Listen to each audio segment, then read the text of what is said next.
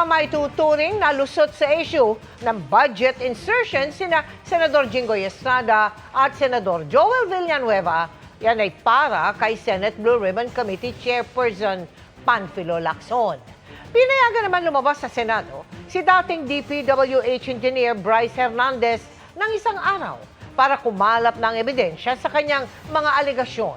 Nakatutok si Sandra Aguinaldo. So hindi mo kilala si Senator Jinggoy at hindi ka nagdala ng pera sa kanya? Hindi po. Kahit po kay Bryce, wala po akong dinalang pera. Okay.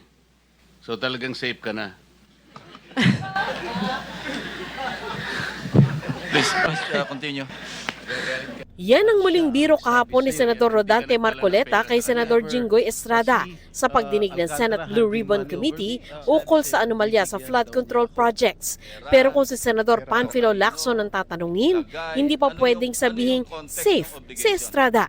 Gayon din si Senador Joel Villanueva na parehong naiugnay ni dating Bulacan 1st District Engineer Bryce Hernandez sa pagtanggap ng kickback. Kasi hindi pa nare-resolve yung sinasabi ni Bryce na nag-insert sila ng, in the case of Senator Jinggoy, yung 355 million sa Bulacan. Senator Joel naman 600 million. Sinabihan ko na rin silang dalawa bago sila umalis na hindi pa nare-resolve ito. Sabi ni Lacson, tugma kasi sa nasa 2025 national budget o yung General Appropriations Act o GAA ang total na 355 million pesos insertions na umano'y ibinaba ni Senador Estrada sa 7 flood control projects sa Bulacan. Sa 355, tatlo yung napuntahan ng team ko, medyo may issue. May issue Kasi yung nga, tatlo, okay. lahat phase 3, pero hindi pa nasisimulan yung phase 1. Yung iba naman, phase 2 and phase 3, pinagsabay ang pagpopondo. Ang isang issue doon, meron na yatang parang nakapag-release na ng pondo sa phase 3. Pero teka muna, nasa phase 1 pa tayo. Parang ganon. So may issue talaga, may issue. Maging ang 600 million pesos na ayon kay Hernandez ay insertion ni Villanueva. Nakita rin ni Senador Sherwin Gatchalian na nasa unprogrammed appropriations ng 2023 budget. Ang unprogrammed appropriations ay bahagi ng pambansang budget pero wala pang nakalaan na pondo at walang detalye sa simula. Kung may babangga ang pondo o kita ay maaari na itong gamitin, bagamat dapat ay sa mahalagang gastusin lang ng gobyerno.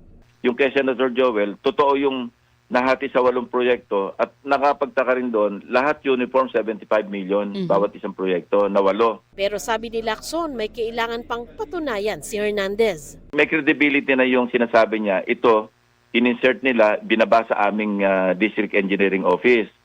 At sila yung sila yung mag-implement. Kaya lang yung issue naman ng talaga bang nagbigay siya ng komisyon doon sa dalawang senador, yun na ipoprove niya ngayon, di ba? Kung meron siyang katibayan, ledger man o kung ano man, yun ang dapat maipakita. Para makuha ang umunay ebidensya, pinayagan ng Senado na lumabas bukas si Hernandez. Pero babalik din kinagabihan para ma-detain dahil sa pagkakasite sa kanya in contempt. Under escort, at hindi pwede mag-overnight para maghanap siya kung ano man yung pwede niyang hanapin. Itinanggi na ni Estrada na sangkot siya sa anomalya at tumaasa aniya ng patas at makatarungang investigasyon ng Independent Commission for Infrastructure.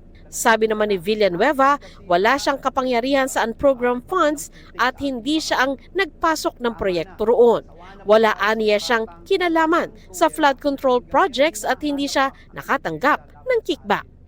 Labanan na lang po natin ito sa tamang forum, sa korte. Ididemanda ko po sila. Para sa GMA Integrated News, Sandra Aguinaldo, Nakatutok, 24 Oras.